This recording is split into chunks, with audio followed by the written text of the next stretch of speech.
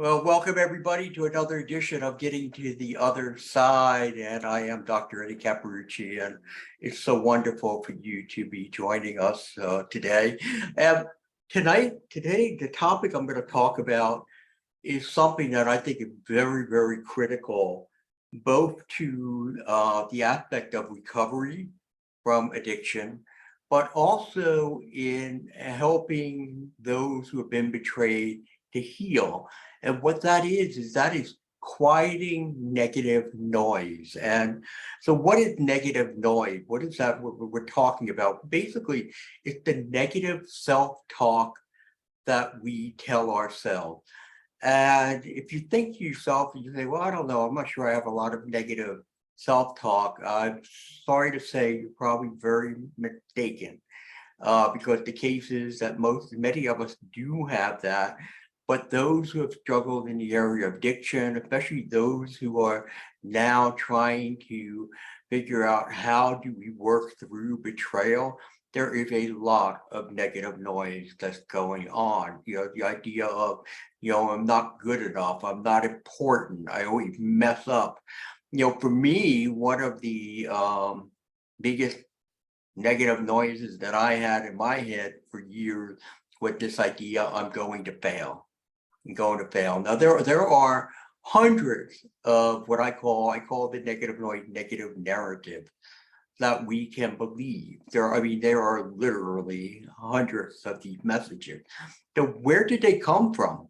How did this negative noise become part of the fabric of our being? Well, we know it didn't happen out of the womb, that's for sure. We didn't come out with that noise in our head, but we got it from parents, from siblings, from peers, um, co-workers, even ourselves. But basically what these are they are lies. They're lies that were at one point pushed upon us, and they become so ingrained in our soul that we come to believe them. We believe that they're true. And if you look at it, for the reason, what the reasons with that, the reasons are they are all related to fear. They're all grounded in fear. And if you don't believe me, take an opportunity to go and start to examine your negative narrative, those that negative noise in your head. Sit down and start writing it down on a piece of paper. What are some of those negative thoughts that I have about myself?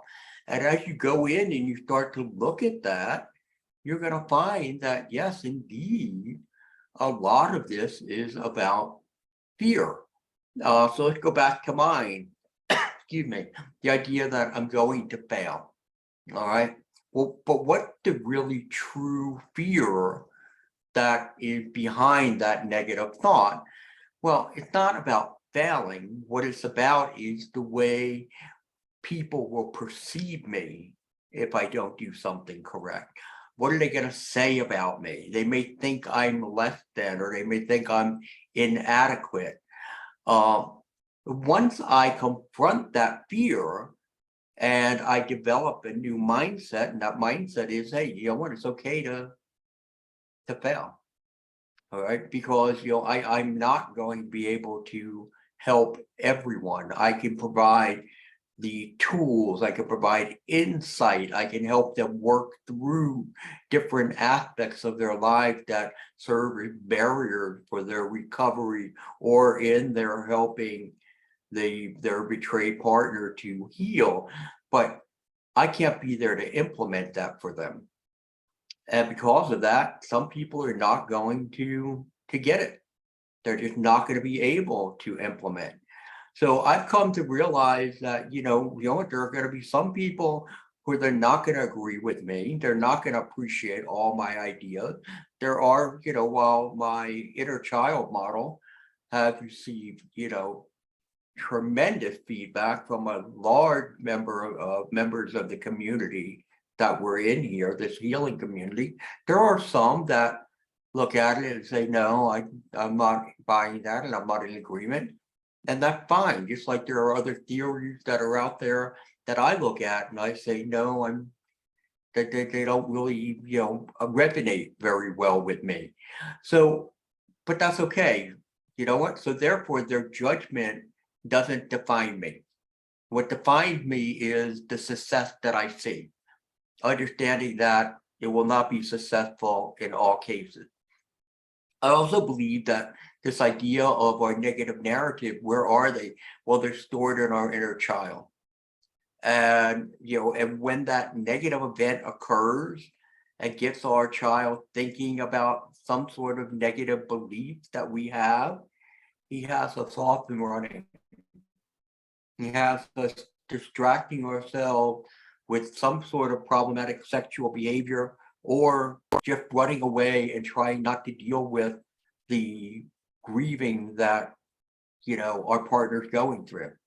The kid running away saying, you know what, I don't know how to handle you being upset right now. Well, but you know what? No, the kid doesn't. But hopefully through the tools that have been given to those who have betrayed, they do know how to handle that circumstance. However, if you give in to the fear of the child, he will have you running. He will. And then later on, you'll be like, what? I don't understand. And the reason for it is because the negative noise undermines us. It undermines us. And so what we need to do, we need to confront it, and we need to put it to the lens of truth. And for me, that lens of truth is, how does God see me? Okay. I realize that I am unconditionally accepted in love. I understand I am forgiven because he understands my brokenness. Okay. I understand that I am loved, but despite the fact that I am unworthy, that is my true identity. It could be your true identity too, and not the negative thought that are just rampant in our head. So therefore, we need to capture those negative thoughts when they present themselves, slow everything down, okay, and then take them and put them to God's truth. Okay, what you feel versus, again, what is real.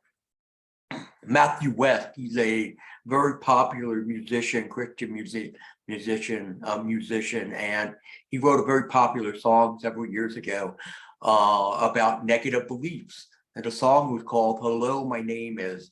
And I just want to share a few lyrics with you, and don't cringe. I'm not going to sing, I promise. Hello, my name is Defeat. I know you recognize me. Just when you think you can win, I'll drag you back down again until you lost all belief. Oh, these are the voices. Oh, these are the lies. And I have believed them for the very last time. And we need to get away from these negative narratives that haunt us, that wind up being another stumbling block between our ability to reconnect. It's another stumbling block that keeps us from being able to fully engage in recovery the way that we can. So Tammy, that's all I got for you today. That was really powerful. And, I think of the 12 steps in recovery programs as right sizing. If we're less than, or if we're thinking we're better than, neither of those is accurate. We're part of the human race. We are not ever going to be perfect. We can strive, and have goals for betterment and all of that. But if we always set the bar at, oh, I failed, whatever it is, and I failed, rather than going, oh, I've learned more and I'm going to accept that. I'm in a situation right now, visiting my parents, and my list of things to do is long. And I did something the other day, I don't remember what it was now, but I was like, oh, you're such an idiot. And that negative self-talk, that's the first thing that came to me, in a stress. And like, I had to do all of those. I had to do the, no, you're not, that was, maybe not the best choice and whatever, but you're really busy. You're going to miss some things. I had to do this whole self-talk of like it, Right. It is what it is. And it wasn't like life-threatening. It was just like, it was an inconvenience, Right. But a mess up. see what happens there in that case that's helpful is that you pick it up pretty quick. Oh, I do. In most cases, people aren't picking it up. So what it's doing is just running, beneath the surface like something that, an app that runs in the back of Mhm. your phone that drains you. Mhm. And it's gonna change your mood, it's gonna change your behavior, it's gonna change the way you think. It's because, again, they are extremely powerful. And especially when you got this little kid, whether it's a little boy or a little girl, who's sitting there and just pumping this thing in there to you. And it would become overwhelming. And what's gonna happen is you're gonna seek some sort of relief to try to escape from it. But yeah, I recognize it now, but that was the recovery journey. I was given tools because early in my recovery, I couldn't have identified all of those things, like I No, went with the flow, and right, then I'd be at a meeting going, I guess my point is, yes, negative self-talk is incredibly destructive. If you're just entering the recovery journey, give yourself some space, learn tools to not do the negative self-talk or buy into it. But this is all part of the journey, and these are some of the benefits we get if we stick to the path. We get to be, that was a pretty quick. Within probably 30 seconds, I'd respun the messaging. That's right. helpful rather than sinking down for hours or days But of, th- but that right, but that's what will happen if Mhm, you are aware of the fact that, oh, my thinking has shifted, my mood has changed. You mhm, go back to, when we were engaged in our addictive behavior, our moods would change, or our thinking would change, all of it, and we would just go with it. We would just mhm, go mhm, to seek that comfort or to escape in some way. And now we have the discipline to be able to realize they know that compulsive behavior that I want to go to is not healthy for me. mhm, And instead, I need to slow everything down and process through it. And that's why I said, I go, we don't cure this, we learn to manage it. And mhm, just like the guys who are emotionally undeveloped, right? They're in that process of learning to become more developed, but it is a process and it takes a long time. That mhm, doesn't mean you can't see a lot of success. You can see mhm, a lot of success, but you're also going to have some setbacks. The key is, do I pick up on where I'm going wrong quickly and then get myself back on track again? That's when, if I see those guys who actually had a case like that last week, where his wife was like so tickled pink, sent me this email saying, oh, he went down this path again where he started withdrawing, started ignoring me. And she brought up one thing to him, and he just kind of shrugged his shoulders, walked away. She was annoyed. She didn't say anything. He came back 5 minutes later and said, you know what? Totally inappropriate. I understand what the problem is. I just been thinking about it. I really haven't been sleeping well the last couple of nights. mm. I am very drained. However, I should have brought that out to you before, and I should have made adjustments along the way, as opposed to allowing it to impact my mental state and my behavior. That a win. That is a huge win. And hopefully you will continue to do that. But he's never going to be perfect. So whenever he does have that moment where he doesn't communicate well and she calls him on it, he'll be able to, instead of getting defensive, say, wait a second, what's really happening here? Give me a few minutes so I can go think about it. Let me come back to you and I can probably let you know what's going on. Yeah, that is recovery, that we're able to identify, we're able to, with our adult brain, problem solve and not make things worse. I'm completely willing to make amends, but my goal is always to not make the mess that I have to make amends for, and the Yeah, more I'm able to do things, in line with who I am, that really shifts things. So, that's but right. But I like, again, you used the right term. You said our adult mind mhm, versus our child or adolescent mind. mhm, Again, we look at the inner child model, that's the whole point of what we're trying to do. Move away from the childlike thinking emotions Oh, and yeah. move them over to rational Yes. thoughts. Therefore, I Mhm. can make the right decision.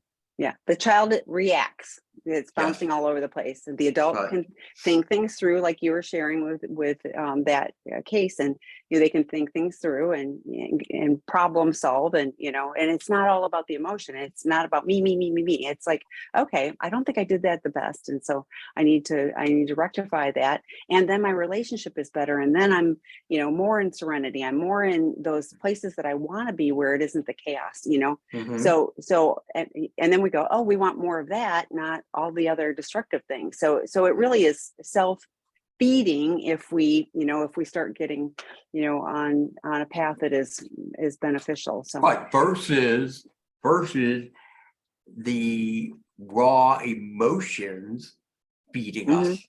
The yeah. emotions that are driven by that child, those are driving us. Instead, you said, no, that's not the emotion that should be driving us at hmm all.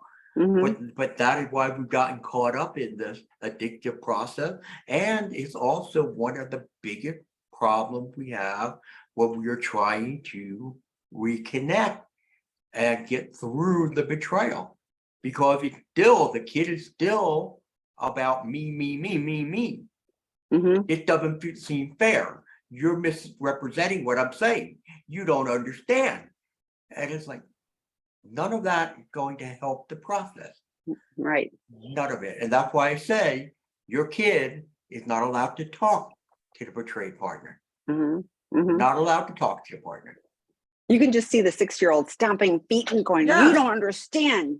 Yeah. right. So yeah, yeah, it Like, doesn't oh, you're it so doesn't help. But if you mean. get that visual of like, is that who I really want to be? So but, okay, uh, we've got bunches of questions. So the okay. first one is 5 years post D-Day and 4 months ago, my SAPA husband has oh wow, that's a long time, has finally begun doing the work and making positive changes.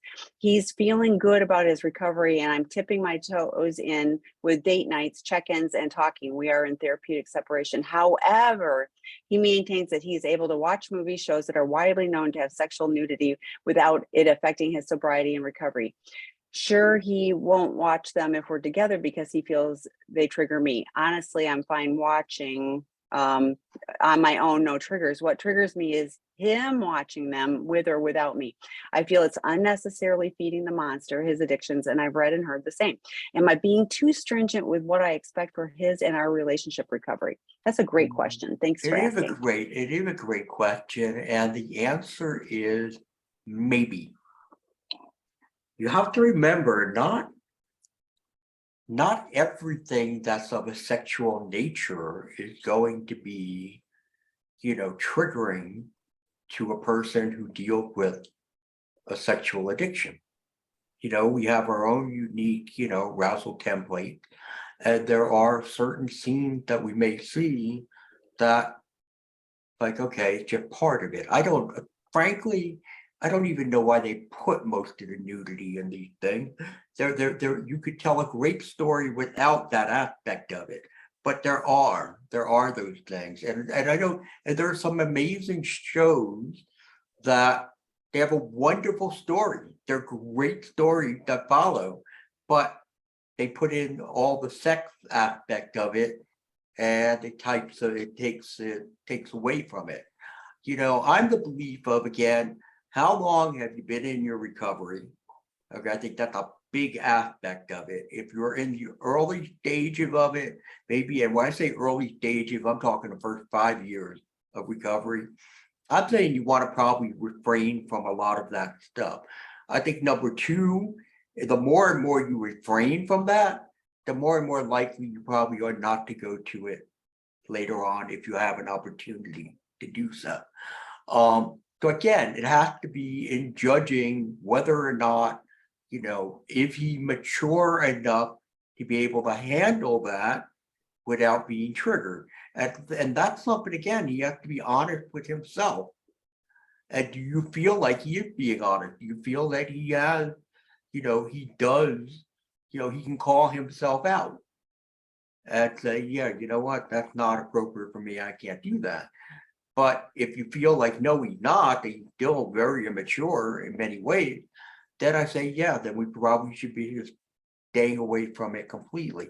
Also, one other aspect of it, if when you're not watching television together, and that's the only genre he's looking at, then I say we got a different problem going on.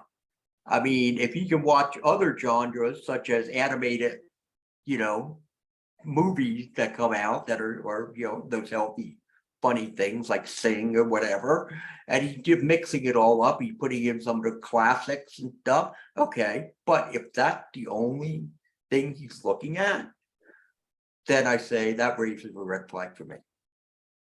And I'm going with it's been 4 months. So this, oh, so sorry. Okay. This to me is very early. So 5 years ago is Discovery, but he's very early on this. He's in early And stages. so a couple of thoughts from me is, I always have to examine my motives. What am I looking for? If I'm going to watch this movie, what am I looking for? Is there another option?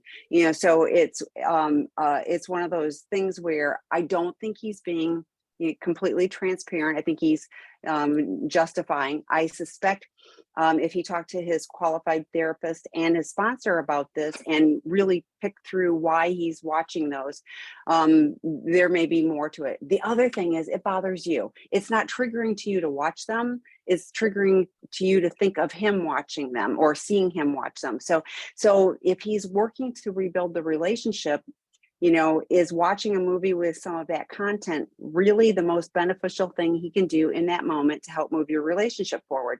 I mean, to me, it would be like, if not, then there's lots of other things I can be doing with my time rather than vegging out to a problematic, regardless of the content. We hear this all the time. People are like, well, it's just Instagram or TikTok.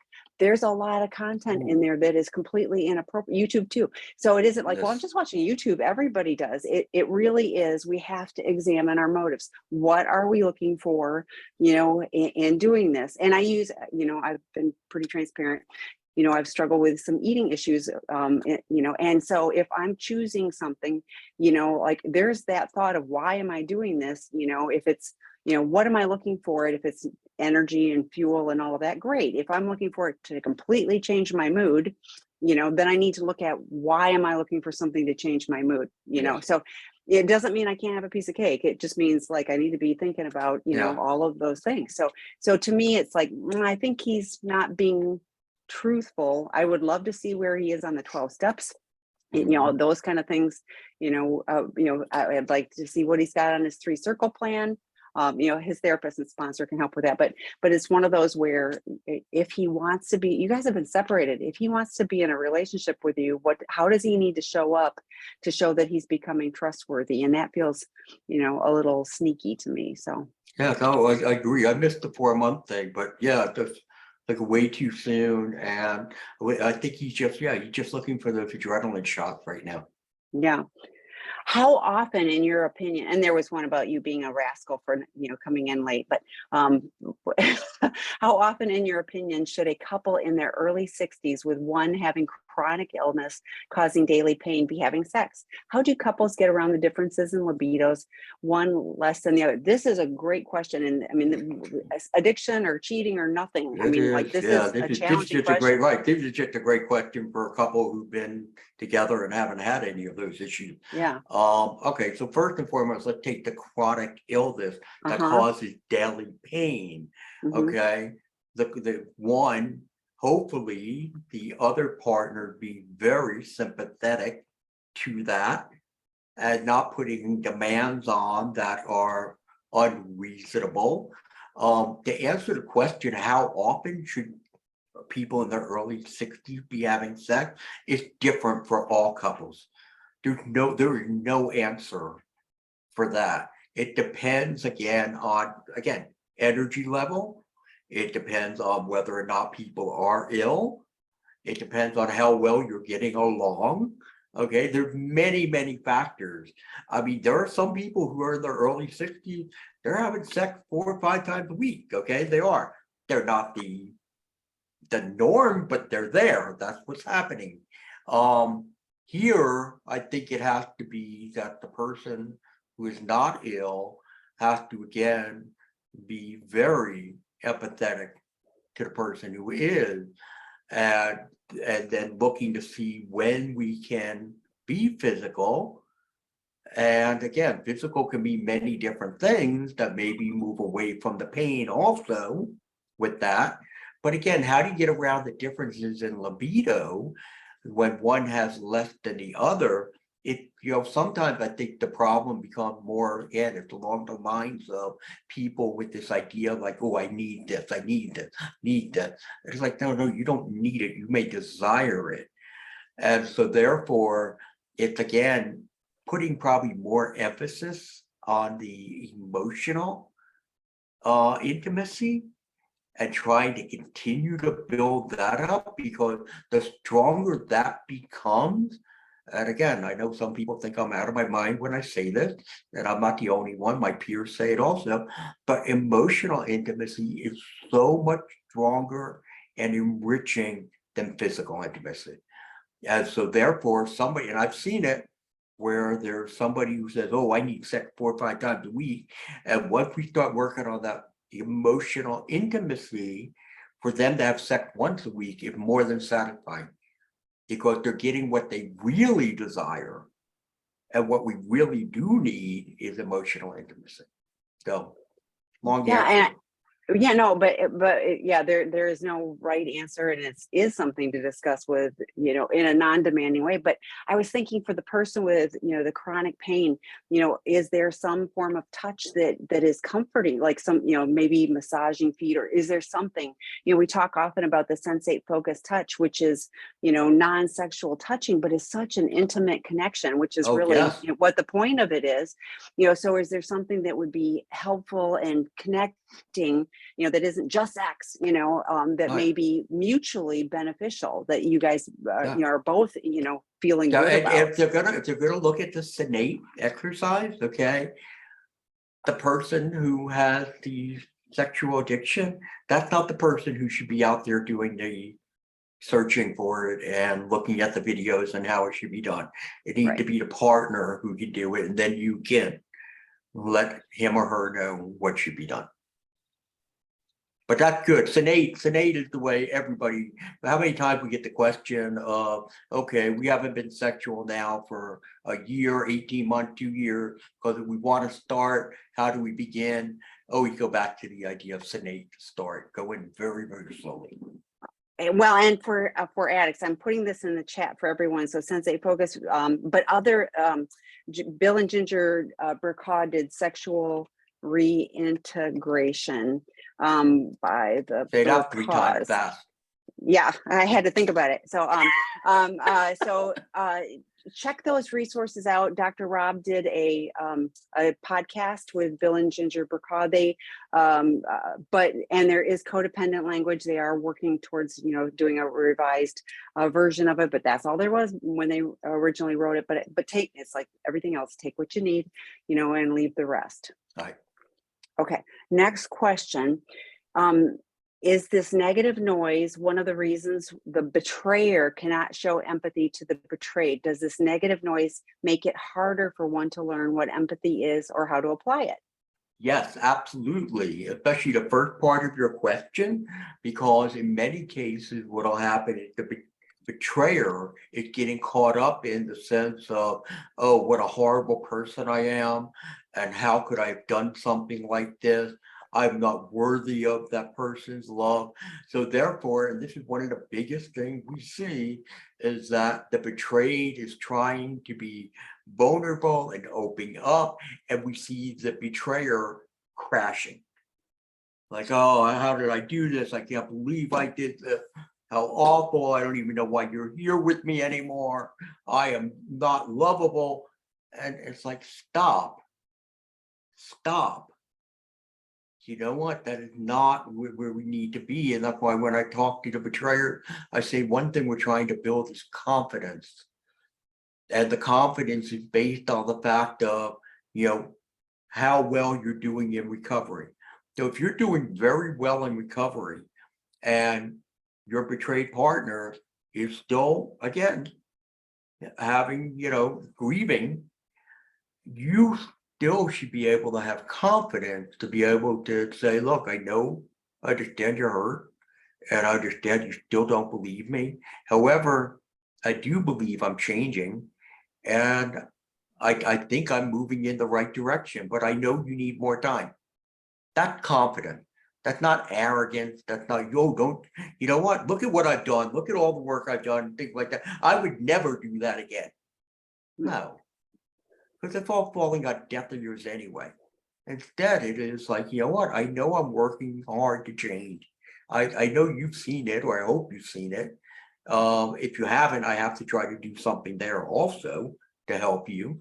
But it does when that is part of the negative noise that goes on. And I try to really remove that from people who the betrayer.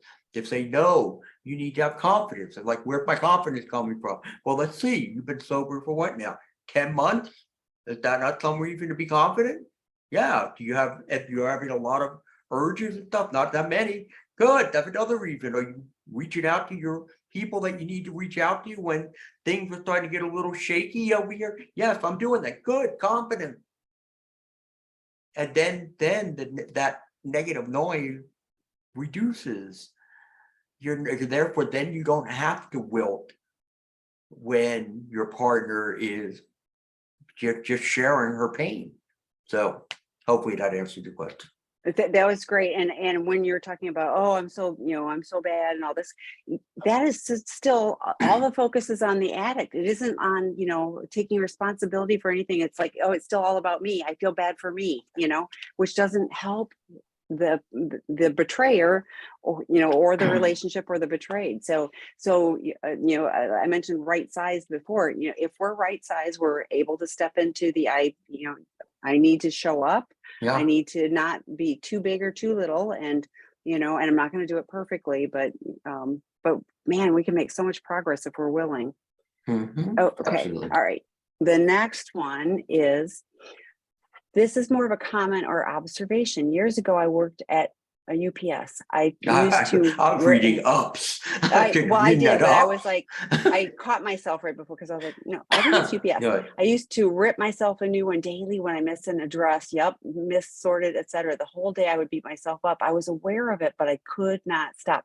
Finally, I tape recorded myself. This is before digital, so for 30 minutes, I was floored at how I treated myself. Even though I knew I was taping myself, I slipped back into the negative talk. I wouldn't talk to anybody else like that. I was talking to myself. The taping was huge. That is a great practical tip. Yeah. Wow. I love it. Yeah. I love it. I think that is a really good practical step. Yeah, to be able to do something like that. And I'm sure you probably were blown away to see all of that and that noise. That's good. I like it. Yeah. Thanks for sharing that.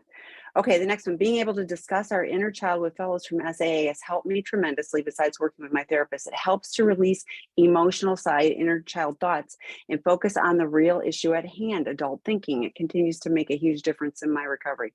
Another great thanks for sharing that. Yeah, and Steve, we know that you have a lot of negative narratives, so we got to work on those. He's the one that called you a rascal. So there. Okay.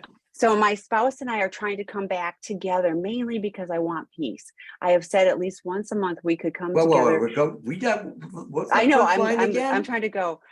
We're coming back together mainly because I want peace, and I'm thinking I wanted to keep reading because I was like, that seems like the opposite, but okay. Yeah. I have said at least once a month we could come together, which he says gives him hope. But after 2 weeks, as soon as I say no to his request for sex, we end up in the same ugly place. How do you deal with a spouse who has a fatalistic attitude of my spouse will never change? This will never change, and I need to learn to live with it. Make a person not want to even try to come back together. Right. Well, yeah, because what are you dealing with again? Mm-hmm. You're dealing with the emotionally undeveloped man who, again, is like, but I want this. And it's like, okay, you want that, but I'm not in the mood to give it to you. The fact that I'm saying, hey, you know what? We come back together once a month of doing this. And for what I'm seeing here right now, it sounds to me that You won't even want to do it that once a month. You're doing it to keep the peace. Mhm. And for him to understand that, you know what, you rocked my world. You betrayed me.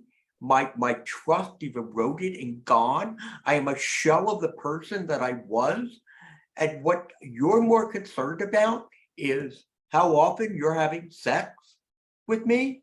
That speaks volumes of the work you need and the things that you should be focusing on so that you can become not just a man of sexual integrity, a man of integrity, period. Because there's no integrity here whatsoever.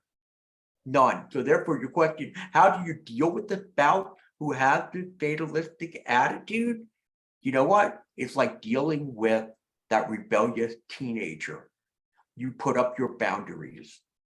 You put them up and you say, you know what? If you're not if you weren't satisfied that I was going to do this once a month, and realized that, you know what, even doing that took a lot for me, you understand what I had to do for us to do this, and you can't appreciate that, then you know what? I need more distance from you until you learn to grow up, because that's what he needs.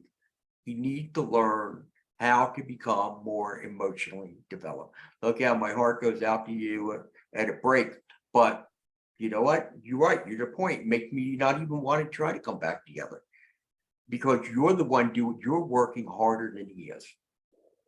That's always a recipe for disaster. Yeah, this one breaks my heart because it's like I want peace, so we'll come together. But what I don't hear anything in here about what he's doing to make it a No, safe place. All I hear is nothing. I want to be with you. I want to be with you. And then you say no, and then he has a tantrum, you know. So I love what Eddie said, healthy boundaries for you.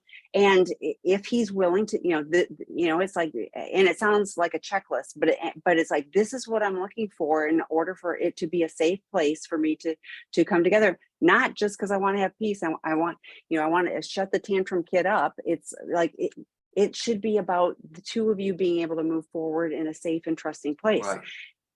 I don't hear any of that in here. So what I don't hear is him doing any of the work to show you that he's a trustworthy person. Yeah. So there's lots of resources. We've got work groups and things, but until and unless he's willing to do real work, not just 12-step a week or see his therapist once a week, but real work to show you and be accountable for that. Why would you do that? Right. Just to I'm shut him gonna up, right. I'm there's a gonna give pacifier like a baby, yeah, so. exactly. That's what it is. So I'm gonna give her the name Susan, okay, for a moment. Susan. This is the season of Susan. Mhm. This is not the season of your husband. Okay, this is your season. And he should be doing everything in his power to demonstrate to you during this season, I so much want to make sure you heal. And I will, back off on any kind of request. There should be no requests during the season of Susan. Anyway. Love it. Okay. Next question. Any ideas on how a betrayed spouse can regain feeling beautiful as she once did prior to D-Day with her husband when he's continuing to desire lusting after other women about once a month or so? Okay, so let me say this first and foremost. This is a you problem. Okay. You felt beautiful prior to D-Day. My guess is you're still beautiful. And you have to understand that. And you have to believe it. See, this is that negative thinking. And I know you're saying it to him. I understand that. You're saying he doesn't think I'm beautiful. Other people may think I'm beautiful. He doesn't. Forget about him for a moment. Continue to draw upon the fact that, again, you are beautiful, and hopefully you're beautiful inside as you are outside. Okay. Do not allow him to taint that. Do not allow him to take that away from you. Okay. With his, again, irresponsible actions. And again, the question here is, what is he doing about this, that he's, and what does this lust look like that he's lusting after women about once a month or so? I mean, if he actually reaching out, if he's flirting a great deal, if he watching stuff that's inappropriate, well, I don't know what it's about, but you know what? None of that matters, because you're talking about your own self-worth right now, and that's even more important. Do not let him diminish that from you. Do not let him take it away, because this is his own problem. It has nothing to do with you and who you are as a person.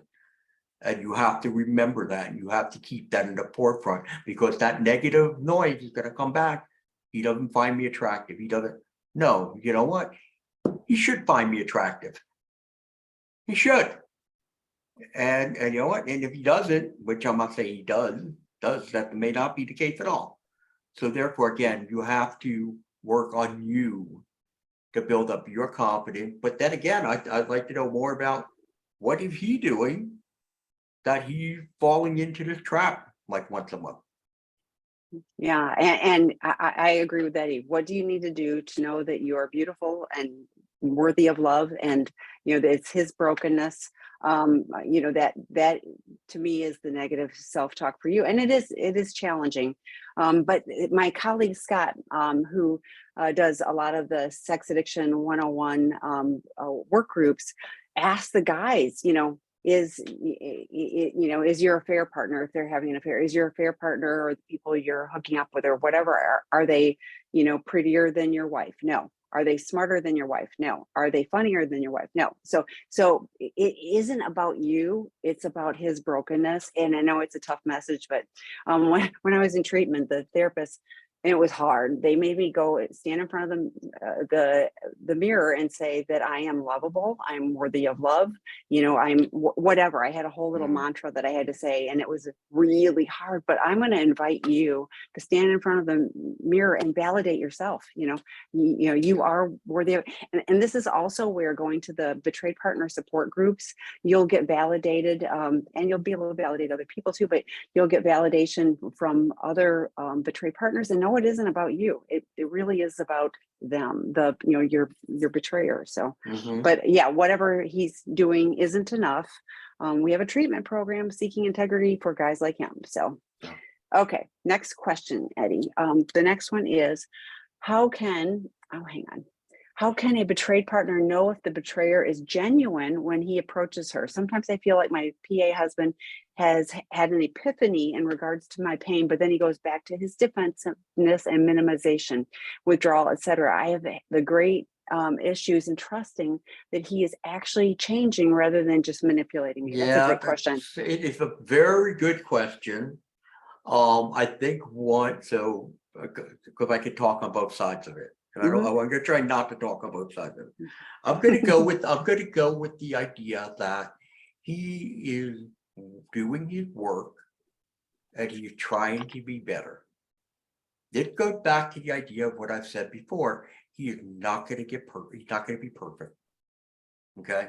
So therefore, he's going to be, sometimes he'll be able to approach you with great, genuineness, as you said, and other time he's gonna be that defensive, or he's gonna minimize.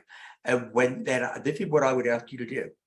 When he takes on one of those two things, instead of going toe to toe with him, stop. Don't. Instead, just say, "That's very disappointing," and walk away. That's all.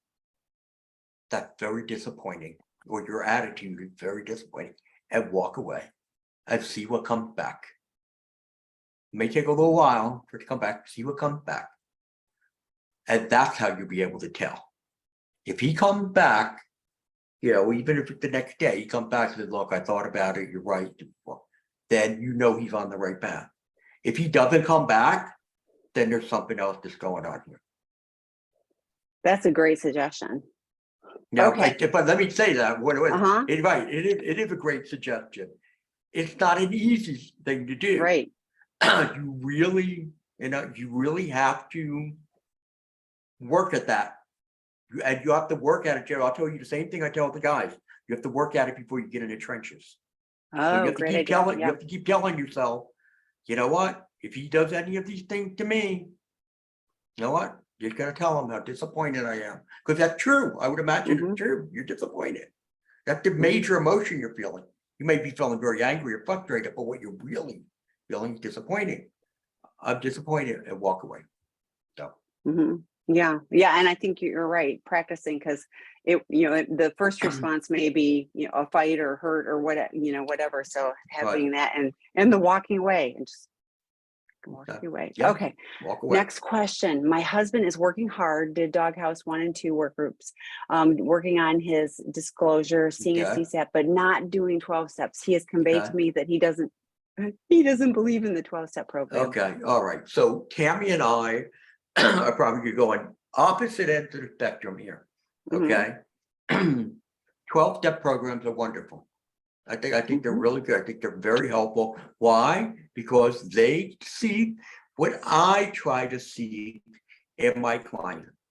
Insight. We're gaining insight. Why? Why do I think, feel, and do what I do? And that is a major part of 12 steps. That being said, 12 steps is not for everybody. It's just not. Because there's that structured kind of work that you have to go through.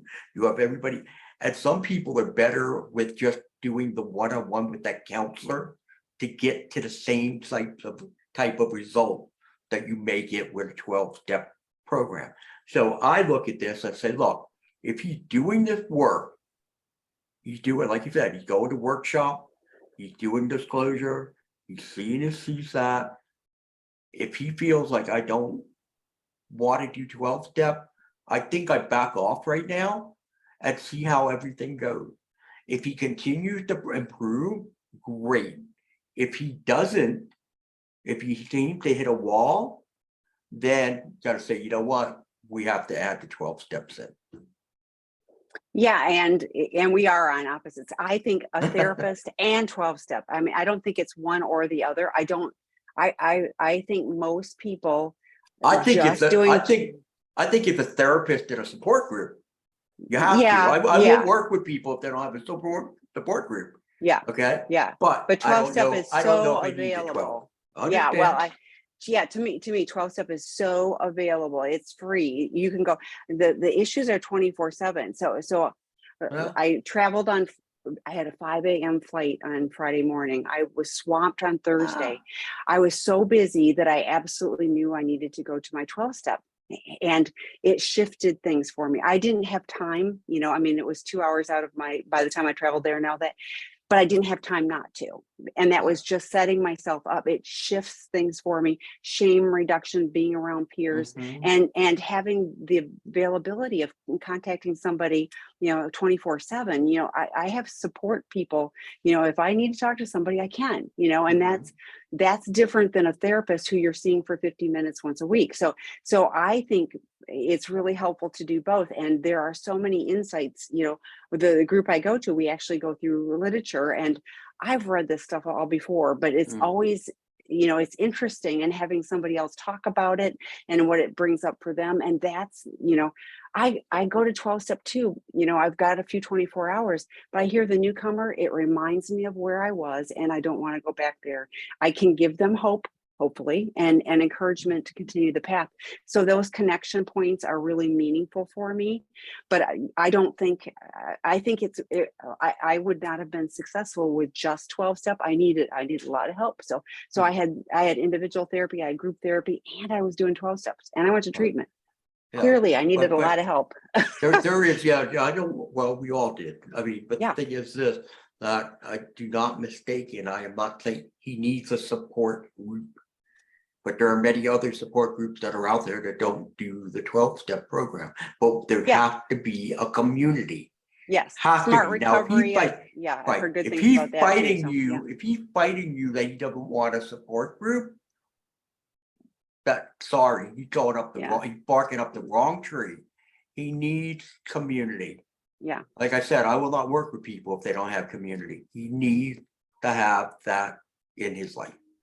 Yeah, and a lot of groups only meet once a week, like certain, uh, I want to say tangential groups only Yeah, meet once a week, so to do so in 12 step, there's a recommendation for 90 and 90. I don't know how you would do that, but having that focus, was really helpful. Now he's, got a little time behind him and he's doing some other stuff. So everybody gets to choose their path. I wanted the fastest way to not, have to deal with the crud that I was dealing with, and being able to immerse myself was truly meaningful. But everybody gets to pick. But as Eddie said, if he's making progress,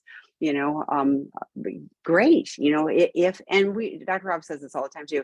If what you're doing is working, great. If it isn't enough, up the level, and whatever that means. Maybe it's seeing your therapist twice a week. Whatever it is, there's lots of options. So. But Eddie does have his Why Men Struggle to Love group, we even added 5 spots, and that's full. So, but the going deeper, the inner child, will start again in October. And then the attachment wounds, those are all great, higher level, so the sex addiction 101 or porn addiction 101 are the base level. And then these other work groups are created specifically to provide, that ability to get more insight. So please check them out. They're on the Seeking Integrity site. And the Why Men Struggle to Love, like you said, the demand was so great. We actually I asked, and he did. I know you did. You asked. You're very nice. Thank you. But my guess is, again, that'll probably be offered again in January. So. Be prepared for that. And again, I guess they can reach out to you if they want to get on the waiting list. Yes. Okay. If somebody happens to drop, that was how it started. That is going to be going to be a very, very strong workshop. Strong workshop. So. Yes. So okay. We have one more question and we've got time. So betrayed spouse wanting to do couples therapy, but spouse says it won't increase. Oh my God, I got to take a breath. Betrayed spouse wanting to do couples therapy, but spouse says it won't increase my libido. So why bother? I know we have many issues and want to address them, but all he sees is my low libido and that not changing. He is doing the work towards a recovery. Doesn't sound like it, but I feel we need more for us as a couple. Any suggestions? Okay, I'm taking a deep breath on this one. Oh, okay. So he doesn't want to go to couples therapy because he's saying that your low libido will not be addressed. Again, a very single-minded man, a very infantile man, a man who may be doing work, but he's not doing the work he really needs to do, and that is the transformation of the heart.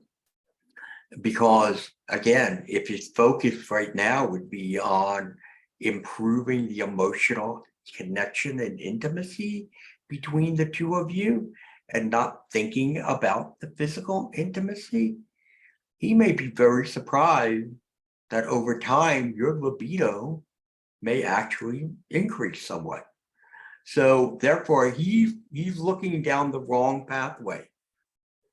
He's looking down the wrong pathway, and somebody's got to point him in the right direction to say, look, the pathway isn't, how do we have more sex? The pathway is, how do we draw closer to one another? How do we become more intimate together? And then who knows what happens with sex? But this approach that he's taking right now, this is not something you're doing with him as a couple. This is something that what you're doing, he has to do as an individual. And he need to be working with somebody who's going to be able to, talk to him about, again, why as a man am I emotionally undeveloped? And how can I strengthen that so that I can indeed be somebody who has overall integrity?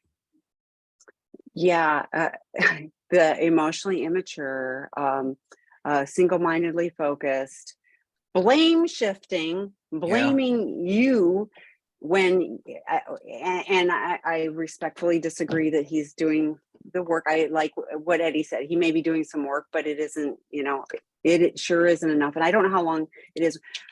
I would not think couples therapy would be really useful because he's not really Not looking right to now. connect. Yeah, I You agree. may want to have 1 or 2 sessions so that a therapist, his therapist, can see, okay, where's the big problem here? Where's he off? Oh, he's down this road. I need to move him over to this road. So, Yeah, but accountability, for him. But I put the Out of the Doghouse work group because that's how, that talks about rebuilding trust, and that might be a good place for him to start. right. But And my if all good, he's focused on is sex, then that's right. My good friend Steve sums it all up with spiritual and emotional, with spirituality and emotionally, when spiritually and emotionally fit, the attraction and physical intensity of a relationship changes completely. Thank you, Steve. That was very, very, very key. yes, and very, very Okay, true. we have So, real fast. What's up here real okay. fast, and we'll go. How can I communicate to my husband if I don't want him to hug, squeeze, kiss me without making him feel rejected? You can't make him whatever. You need to set Yeah. healthy boundaries. To me, often it feels like instead of continuing to talk through things, he just starts to cling to me and he's not able to communicate his feelings. Okay, So often feels so suffocating me. So what you want to do is you want to communicate this to him. Say, look, you know Mhm. what? I don't mind you hugging me. I don't mind you kissing me. Okay, I like that stuff. I want to do it. But however, that's not a substitute for us talking through the things that are bothering me. Mhm. You can't cling on me and then I'm going to make it go away. That is not how it works. So that Mhm. I'm just very open and honest with him. Yeah, Okay. and talk about this, not in, like Eddie said earlier, practice when it's not in the moment, not when you're Yeah. having a difficult conversation. But it's also fair for betrayed partners to say, I need you to ask me if it's okay to hug me, and I get to pick. Oh, yeah.